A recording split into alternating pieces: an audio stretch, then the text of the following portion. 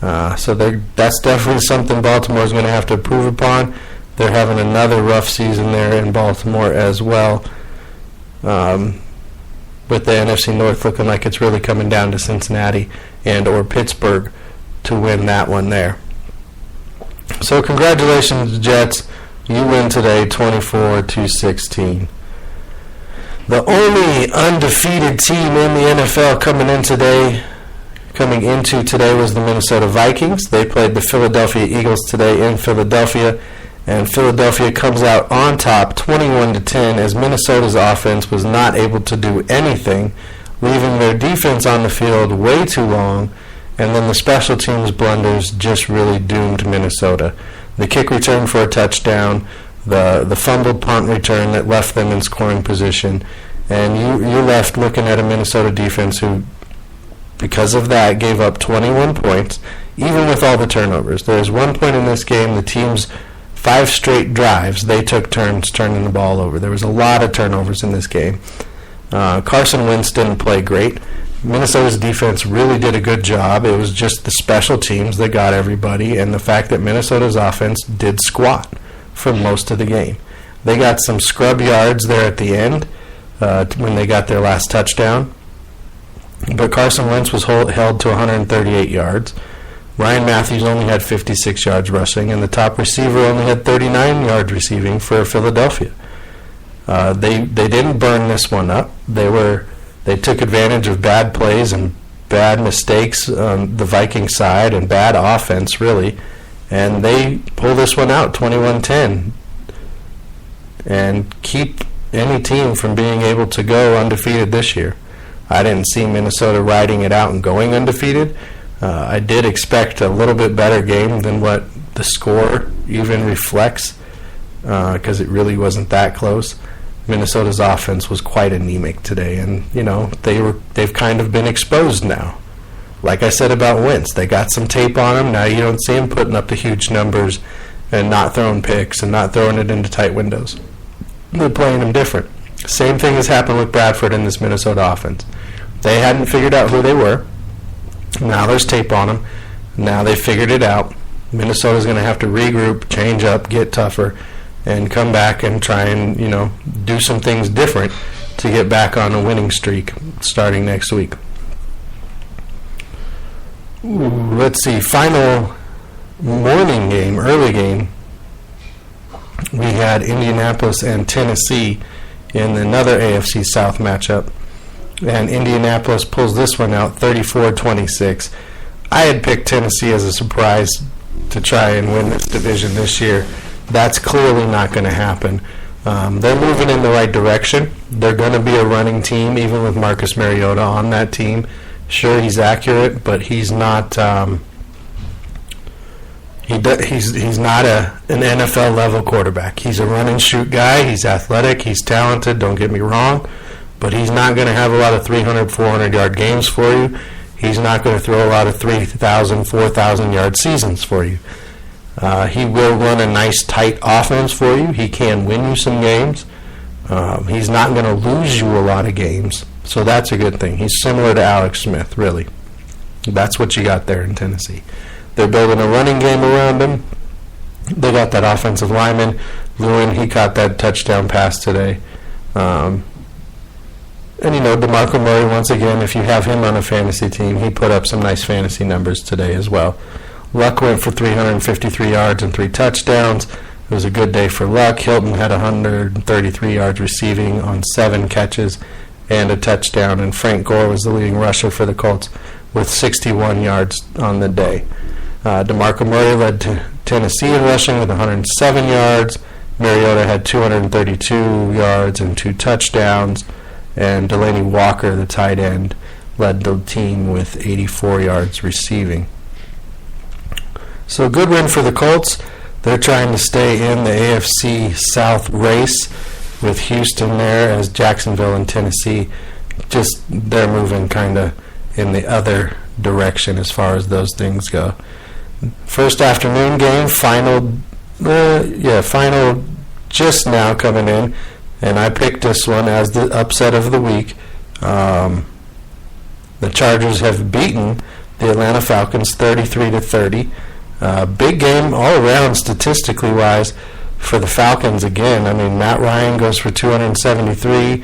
Julio Jones has another big game, 174 yards. He must have been listening to the show since I criticized him. And I know that upset Jeremy. We were going to debate that, but hey, Julio Jones is getting more consistent, at least with the yardage and his effort. The last 3 weeks, I've seen a different player. Most likely he didn't listen to the show, but things are going good for him right now. I even would have to say he blocked a little bit last week. Not so much this week. The running game really didn't get off this week. But last week I even saw him blocking a little bit. So, maybe Julio Jones is going to turn the corner to where I can start considering him a consistent receiver and not just a super talented athletic receiver. And, hey, there's the San Diego Chargers again, playing tough, playing in another close game, doing what they got to do to win.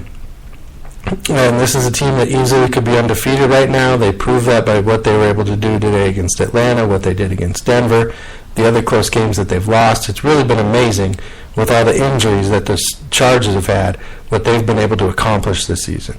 Phillip Rivers goes for 371 yards and a touchdown. Melvin Gordon rushes for another 2 touchdowns and 68 yards. And Ty Williams, 140 yards receiving. Somebody else stepping up there for San Diego. Next man up. Everybody's hurt. We'll just keep riding and dying. And that's what they're doing right now in San Diego. They're playing as a team. They're playing as brothers. They're playing hard. And that was a great win for them today. I thought they had a chance to pull it out and get the upset. And they went ahead and did it, beating the Atlanta Falcons, who now dropped to 5-2 on the season.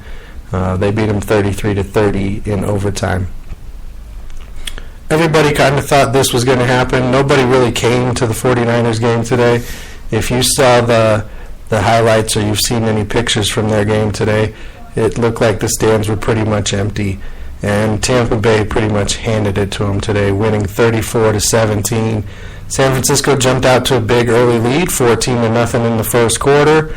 Tampa Bay returned the favor in the second quarter, throwing up 17. Returned the favor again in the third quarter, throwing up another 10. And then finally, San Francisco was able to get another 3 points on the board there in the fourth quarter as Tampa Bay wins 34-17. Mike Evans had a big game with 196 yards receiving, just under 100 yards, but he had 2 touchdowns. Jacquizz Rodgers had 154 yards rushing today. And Jameis Winston went for 269 and 3 touchdowns. So there you go, Tampa Bay. Big game for you. Vincent Jackson was placed on the IR. So that was a big win for them pulling that out. Kaepernick only had 143 yards passing and 1 touchdown. He led the team in rushing with 84 yards. And Drone was their leading receiver with 37 yards and a touchdown. San Francisco, you're pretty much looking for next year. You got to start figuring out how you're going to build and what you're going to do moving forward. Not a lot going there. Tampa Bay is trying to stay in the hunt there in the NFC South with Atlanta, so that was a big win for them. And, New Orleans is going to put up points and spoil people's seasons. And then the last afternoon game we had was the game of the week there on CBS with, with New England and Pittsburgh. Now, this is a game, personally, I thought New England would have handily with the way they had been throwing the ball coming into this game, with the way Pittsburgh secondary had been giving up passing yards, especially with how they looked against Philadelphia just a few weeks ago. I expected New England to come throw the ball all over the place. For whatever reason, every time New England plays Pittsburgh, they want to try and be physical with them. They want to try and run the ball, especially when LeGarrette Blount's been on the team. And you saw that a lot in the first quarter of today's game as they ran the ball a lot, used their tight ends for distraction, and got the short passes to Julian Edelman. Tom Brady really never got in a big groove in this game. He did finish with 222 yards and 2 touchdowns, but that's way below what he had been doing the previous 2 games since he's come back. Gronkowski had 93 yards receiving and a touchdown. LeGarrette Blount was really the focus of their offense. Like I said, I don't know why they do this every time they play Pittsburgh, but they do. It's like they want to get macho and prove they can be physical. but LeGarrette Blount had 127 yards and 2 touchdowns today. And that's, if you go back and look at their games over the last few years, when LeGarrette Blount has played for New England, that's been their strategy against Pittsburgh. They try and play smash-mouth physical football against them. Landry Jones went for 281 and a touchdown. Le'Veon Bell had 81 yards rushing, another 68 receiving. And Antonio Brown, even though he got hurt, hopefully he's going to be okay there for them because they're really losing offensive weapons. He was able to go for 106 yards in that game. So there were some key injuries for teams today. Hopefully there's no injuries in tonight's game between Arizona and Seattle. Skip Bayless, I got to mention Skip Bayless because he tweeted out today, congratulations to Washington Redskins for their win. Talked about how they came back and that he predicted it and how you like that. Well, how you like it, you were wrong. Stafford once again proves you wrong, comes back, wins that game. And, it's a great weekend in sports. We know who's in the World Series. We're looking forward this week to the NBA season getting starting. We had a great Sunday in football. We got the Broncos and the Texans tomorrow night. On Monday Night Football, Brock Osweiler, returning to Denver with the Texans to play the Broncos, who he won a Super Bowl championship with last year. And you know what? It was a great weekend. Thanks for tuning in. Follow us on Facebook, Real Deal Sports Talk with KP. Follow us on Twitter, Real Deal KVP.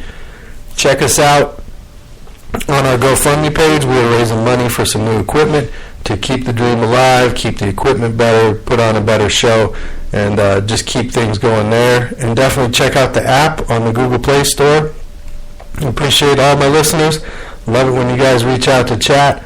Love all the support. And until next time, everybody, you know how we do. Just be